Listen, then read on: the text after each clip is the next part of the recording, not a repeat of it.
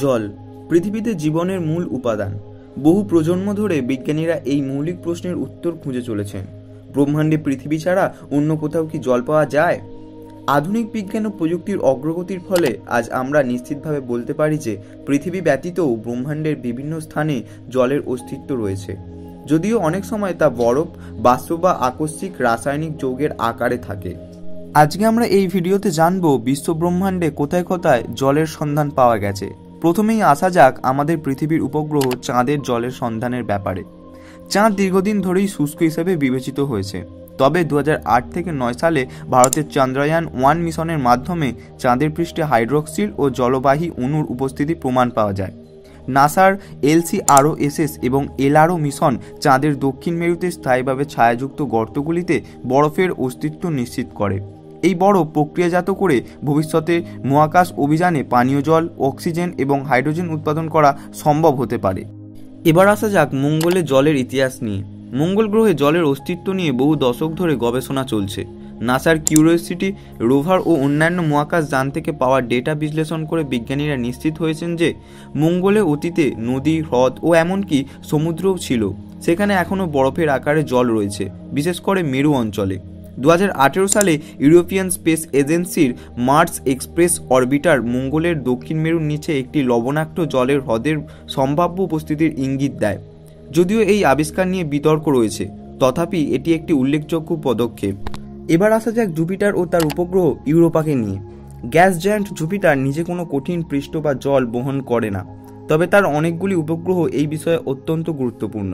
Europa নামক উপগ্রহে বরফে ঢাকা পৃষ্ঠের নিচে একটি তরল জলের মহাসাগর রয়েছে বলে বিজ্ঞানীদের ধারণা। নাসার গ্যালিলিও মিশন থেকে পাওয়া তথ্যে এমনই ইঙ্গিত পাওয়া গেছে। বিজ্ঞানীরা মনে করেন ইউরোপার এই মহাসাগর পৃথিবীর মহাসাগরের চেয়ে 2 গুণ বেশি জল বহন করে রাখতে পারে এবং সেখানে জীবনের সম্ভাবনাও একেবারে উড়িয়ে দেওয়া যায় না।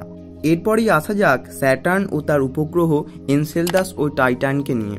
শনি গ্রহের উপগ্রহ এনসেলদাস থেকে জলীয় বাষ্পের গিজার উদ্গরণ লক্ষ্য করা গেছে, যা সরাসরি মহাকাশে বিস্ফোরিত হচ্ছে। এই গিজার বিশ্লেষণ করে বিজ্ঞানীরা বুঝতে পেরেছেন যে এনসেলদাসের বরফের নিচে একটি তরল জলের মহাসাগর থাকতে পারে, যা হাইড্রোথার্মাল ভেল্ট দ্বারা উত্তপ্ত হচ্ছে। টাইটান শনির আরেকটি উপগ্রহ। অনন্য কারণে এটি ঘন বায়ুমণ্ডল ও ভূপৃষ্ঠে তরল হ্রদ ধারণ করে, যদিও সেগুলি মূলত মিথেন ও ইথেন দ্বারা গঠিত। তবে বিজ্ঞানীরা ধারণা করেছেন টাইটানের ভূগর্ভেও তরল জল থাকতে পারে, যা বরফের নিচে চাপা পড়ে আছে। গ্রহ ও উপগ্রহ ছাড়াও ধূমকেতুতে জলীয় বরফের উপস্থিতি বহু আগেই নিশ্চিত হয়েছে। যেমন রোজেটা মিশনের মাধ্যমে 67P পারচুরিমিউ গুরাসিমেস্কো ধূমকেতুর গায়ে জলীয় বরফের উপস্থিতি পাওয়া যায়।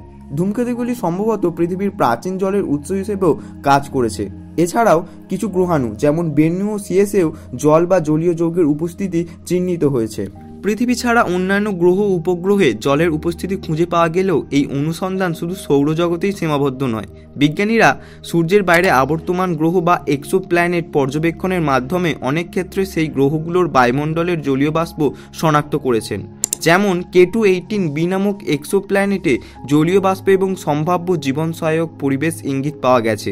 যদিও এই তথ্যগুলি এখনও নিশ্চিত নয়, তবে এটি আমাদের মহাবিশ্বে প্রাণের অস্তিত্বের সম্ভাবনা আরও বাড়িয়ে তোলে।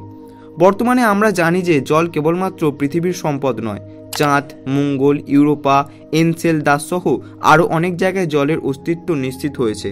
এই আবিষ্কারগুলি কেবল আমাদের কৌতূহল মেটায় না, বরং ভবিষ্যতে মহাকাশ অভিযানের দিগন্তও প্রসারিত করে।